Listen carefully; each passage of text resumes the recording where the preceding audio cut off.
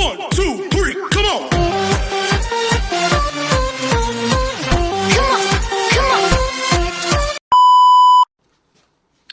Hello beautiful people! Welcome back to my channel. This is your Mama Sam. Hola mga amigo, amiga, kumare at kumpare. Kamusta kayong lahat? Sana lahat po kayo ay okay at safe ngayong araw na ito. At syempre ko ako naman ang tatanungin ninyo. Nakikita naman ninyo ang beauty ng Mama Sam ninyo. Fresh overload pa rin, di ba? Ganyan talaga kapag umiinom ka ng maraming vitamin C plus kumakain ka ng maraming banana. Dahil sa banana, mas nakakaloka ang ganda ng Mama Sam ninyo. Charot! So, kamusta naman kayong lahat? Sana lahat kayo ay okay na okay ngayong araw na ito. So, syempre, happy blessed Sunday sa atin lahat ng bonggang-bongga. At hindi lang yan, syempre, buwan na ng Marso. So, grabe, no? Ang bilis ng araw. Ramdam na ramdam mo na nga ang summer. Dahil sobrang init na ng panahon. Talaga naman, sabi ko nga, Marso pa lang, talagang nararamdaman mo na parang ka nang nasa April. At hindi lang yan, syempre, papasok din ang Semana Santa. Kaya, syempre, wag natin kalimutan na magpasalamat, pumunta na simbahan, magdasal, para syempre sa Panginoon. Siyempre, nagsakripisyo siya para sa atin, di ba? So, yon. Kaya naman, siyempre, mainit ang panahon dahil mainit din ang pag-uusapan natin ngayong araw na to. Pero siyempre, bago ako tsumika ng bonggang-bongga, gusto ko muna magpasalamat sa walang sawang tumatangkilik dito sa Mama Sam Vlog, araw-araw, lagi-lagi. Maraming salamat po sa pagmamahal at suporta na binibigay ninyo. At hindi lang yan, syempre, sa mga bago nating subscribers. Hello po sa inyo lahat. Welcome to my YouTube channel. At syempre, sa mga makasolid na Mama Sam dyan na laging tumututok dito, araw-araw, lagi-lagi. Maraming salamat guys sa inyong lahat. Kaya naman ngayong araw na to, marami akong hatid na chika sa inyo na talaga naman, oh my gosh, magtataas ang kilay ninyo ng bonggang-bongga sa init ng mga pag-uusapan natin ngayon. Kaya guys, wag na nating patagalin ang ating mga chika. So, para sa una natin, chika, eto nga, nako, pinag-uusapan ngayon sa social media ang bagong photoshoot ng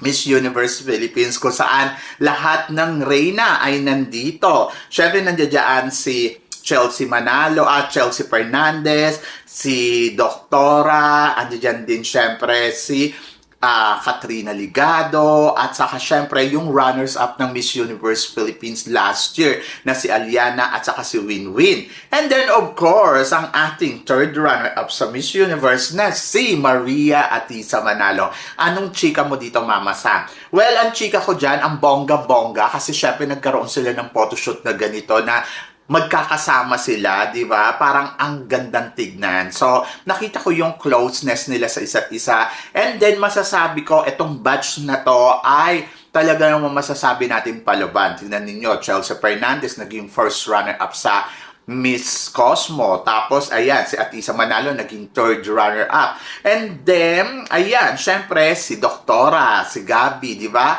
Alam natin na papalo yan ng bonggang-bongga sa Miss Iko. At saka syempre naagbangan din natin dyan si Katrina Ligado. And then looking forward tayo na magbalik uli sa mundo ng pageantry ang dalawang syempre runners-up na si Winwin at saka si Aliana. Akala nga natin sasali sila sa Miss Universe Philippines eh. Anyway, ako para sa akin, happy ako sa batch na to.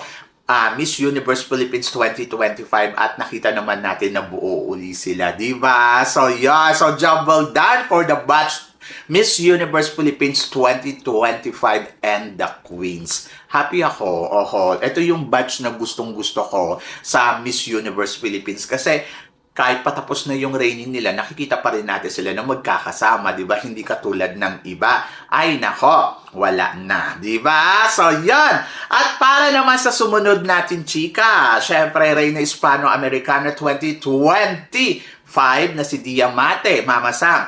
Tingin mo, dapat nga ba siyang magbalik ng Miss Universe Philippines? Bago siya sumali sa Miss World Philippines, nag-Miss Universe Philippines muna siya eh. Tapos naging Reyna Hispano-Americana. So sa madaling salita, kung babalik siya uli dito sa Miss Universe Philippines, para siyang si Winwin Marquez. Di ba? Kasi si Winwin dati binibining Pilipinas muna, tapos nag-Miss World Philippines, tapos naging Reyna Hispano-Americana, tapos nag-title, tapos pumunta sa Miss Universe Philippines at naging first runner-up. So, ako, kung tatanungin mo ko, ayokong bumalik pa siya sa Miss Universe Philippines. Bakit? Kasi nga tulad nga ng sinasabi ko, wala namang guarantee na pag sumali sila ay panalo na sila. So, Reyna na sila sa Reyna Hispano-Americana at hindi madali manalo doon. Tapos, mababaliwala lang dahil sasali uli sila sa isang pageant, tapos pwedeng gawin silang runners-up o pwedeng wala. So, another Winwin Marquez kapag nagkataon, di ba? So, para sa akin, it's okay na. Kasi na-try naman niya na ang Miss Universe Philippines hindi nga siya pinanalo. Pero ako, para sa akin, it's time na mag-focus siya sa kanyang career naman, di ba?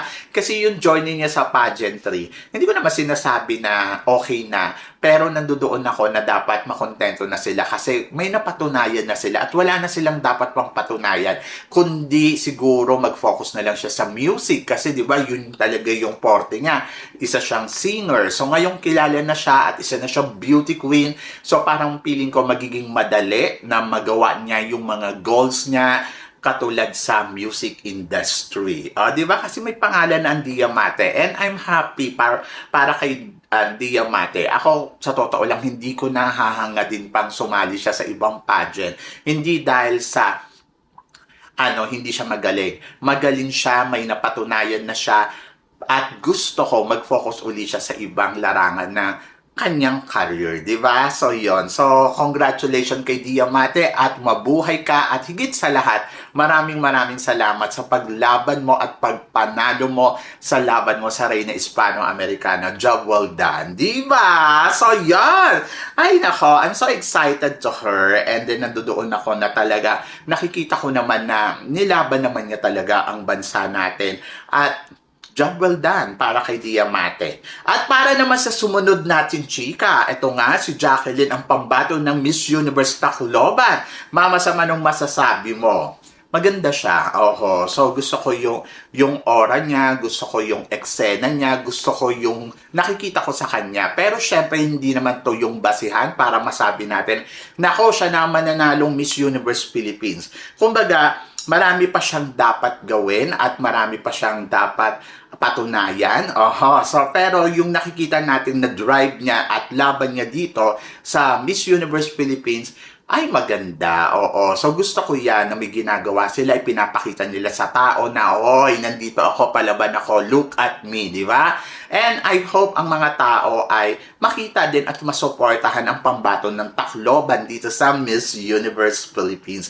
I'm so excited sa mga papakita pa niya sa mga susunod na laban nila dito. So, ngayong buwan na to, Marso na, so dito makikita natin yung bakbakan nila, makikita natin kung sino nga ba ang magaling na kandidata at kung sino nga ba ang papalo at pwedeng manalo ng Miss Universe Philippines. At ang pambato ng Tacloban, masasabi ko, may laban naman siya. So, good luck and wish all the best kay Jacqueline. And then, of course, para sa sumunod nating chika, Beatrice Luigi Gomez, Mama Sam, tingin mo dapat nga bang katulad ni Beatrice ang dapat manalo ng Miss Universe Philippines? Naalala ko noon, sabi ni Shamsi, gusto nila, pag nakita nila yung kandidata natin sa Miss Universe Philippines, mare-recognize agad nila na she is Miss Universe Philippines kasi Filipina looks. So, yun yung isa sa mga natatandaan ko na sinabi ni Shamsi during na siya ang ng Miss Universe Philippines. As long as possible, makita sa kandidata yung galawang Pinay, nandoon yung simple lang, tapos nandoon yung alam kung paano i-represent yung bansa natin. So, yon. And then, na kay Luigi Gomez yon. And then, gusto pa nila, isang tingin lang sa kandidata natin, kahit hindi daw nagsasalita or hindi pa kumikilos, ang magre-remind daw sa utak daw ng organization, wow, ang ganda naman niya. Makita kagad yung wow. So, yan. Kaya ako, para sa akin, hindi ako nagulat kung bakit si Beatrice ang pinili nila kasi isang simple at talagang makikita mo yung Filipina looks. And then, of course, kapag lumampa na, talagang, oh my gosh, nagiging Luigi ang Beatrice, di ba?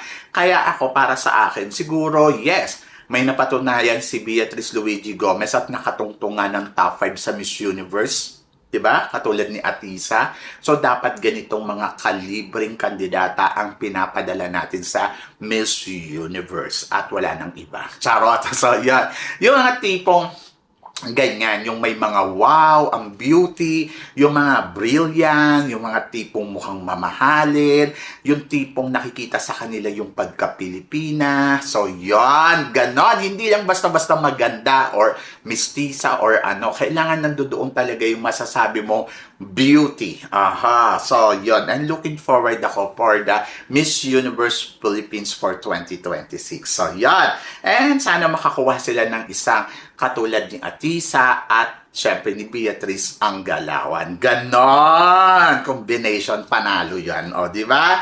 Kaya, good luck sa atin and then wish all the best para sa mga lumalaban dito sa Miss Universe Philippines. And then, syempre, para sa sumunod natin, chika, Binibining Pilipinas International, Katrina Johnson. Mama Sam, tingin mo, magiging madali kaya ang pagkuha niya ng corona sa Miss International ngayong taon na to? To be honest, kumpiyansa ako sa kanya. Kung nagawa, syempre, ni Nicole Borromeo na maging third runner-up at nagawa, syempre, ni Myrna Esguerra na naging fourth runner-up. Ngayong taon na to, I'm looking forward talaga na sana makuha natin ang corona. At umaasa ako na ang pambato natin ngayon sa Miss International, mas magagawa pa niya yung laban na mas maayos at alam mo yon na corona, di ba? So, ako para sa akin, yung nakikita ko sa kanya, malakas eh. Oho, kung kay Myrna Esguerra, kumpiyansa ako na, ay, eto si Myrna, kaya neto. And then ako din, kumpiyansa din ako kay Katrina Johnson na kayang-kaya niya rin na masungkit ang corona ng Miss International ngayong taon na to. So, nung last year, wala daw tayong corona from Big Five. No? So, ngayon, meron. Actually, meron naman Miss Grand, di ba? So, included na siya sa Big Six. So, ayun. So, parang feeling ko, yes.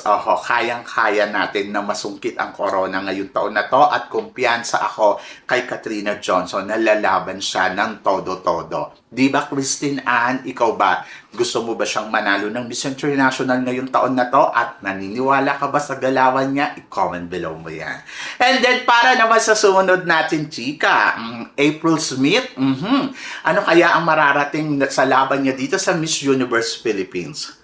To be honest, hindi ko pa alam, pero nandoon ako, maasa ako na may plano ang team ni April Smith para sa laban niya dito sa Miss Universe Philippines at meron silang paandar at pasabog, di ba? Sa mga susunod na araw.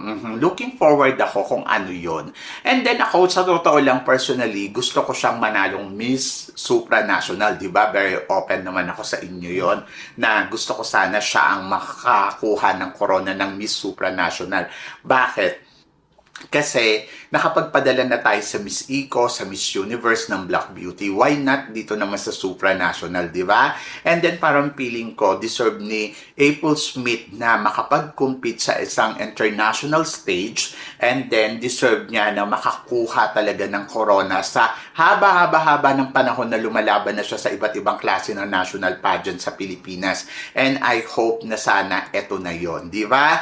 And then hindi ako nawawalan ng pag-asa. Yes, nakikita kong medyo tahimik lang ang laro niya dito, pero umaasa ako na makikipagpukpukan sila ng bonggang-bongga sa darating na competition na to. So, let's see kung anong ipapakita ni April Smith and I hope na sana masuportahan nyo siya ng bonggang-bongga sa laban niya dito sa Miss Universe Philippines. Yan. So, wag kayong mawala ng pag-asa. So, laban lang kasi hindi pa naman tapos ang laban. Diba? Hanggat may hinga, may laban ang Pilipinas. So, yan. So, may laban niya si April Smith. So, tiwala lang. At para naman sa sumunod natin, chika, Mama Sam, possible kaya na mag-last outstanding dito sa Miss Universe Philippines si Pampanga at saka si La Union? Anong chika mo dito, Mama Sam? Well, ang chika ko dito ay depende. Depende yan sa ipapakita nila, sa execution nila.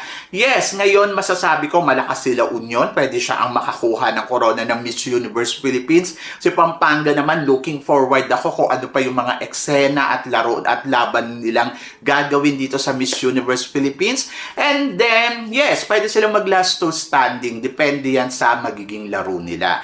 Nothing impossible naman kasi syempre lahat naman sila dito may equal na kumbaga parang pwede naman talaga silang makakuha ng corona, di ba? Pwede silang manalo. So, depende na lang yan. Pero ako personally, mas gusto ko siguro ilaban natin sa Miss Universe itong sila Union.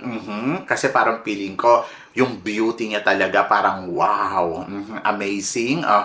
So, swak na swak para sa Miss Universe. Kung talagang gusto pa natin ma-maintain na makarating tayo sa top 5 or manalo uli ng Miss Universe ngayong taon na to, let's go for Beatrice Milan.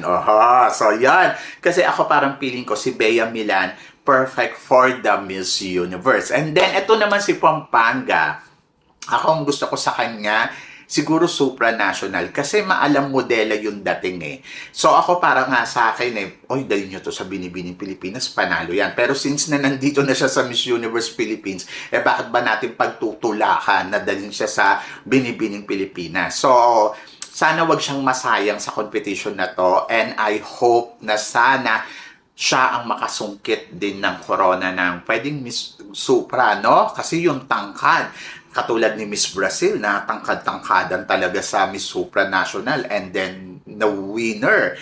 So kung hindi si April Smith ang makakakuha ng Miss Supranational, gusto ko si Pampanga. Kasi parang feeling ko magiging malakas lalo yung laban ng Pilipinas kung meron tayong pambato na katulad ni Pampanga sa Supranational, tapos si Asia, di ba, sa Miss World, tapos si Nicole Bormeo for Miss Cosmo, and sabi ko nga, sana Miss Charm, meron pa tayong makuha na mas bongga, and then sabi ko nga, dito naman sa actually si Tarlac pwede mong gawing Miss Charm eh. Tapos, eto nga sa Universe, sila Union, oh my gosh, nakakaloka na ang laban natin sa international stage. Pero syempre, ayan ay akin lang. So hindi ko alam kung ano magiging desisyon ng hurado at kung ano ang pinaplano nila for this year. At ano nga ba ang kandidatang hinahanap nila. Hindi naman tayo pwedeng magdesisyon dahil yun yung gusto natin, di ba? So syempre, abangan natin kung ano ang execution na ipapakita ng mga candidates dito na nagko-compete ngayon dito sa Miss Universe Philippines. And of course, looking forward tayo sa magiging eksena ganap neto ni Miss Pampanga at saka ni Miss La Union sa competition na to. Malakas sila dahil may ipinapakita silang lakas and then potential and then yes, possible na manalo. But depende pa rin yan sa magiging laro ng ibang candidates at saka sa laro nila. Kundi just keep going, support them, and then trust them. Diba? So, trust tayo sa proseso ng Miss Universe Philippines kung ano nga ba ang gagawin nilang proseso para sa laban ngayong taon na to. And let's see kung sino nga ba ang mag-shine like a diamond star sa competition ngayong taon na to dito sa Miss Universe Philippines. So are you excited, guys? Kasi ako, yes, sobrang excited na ako.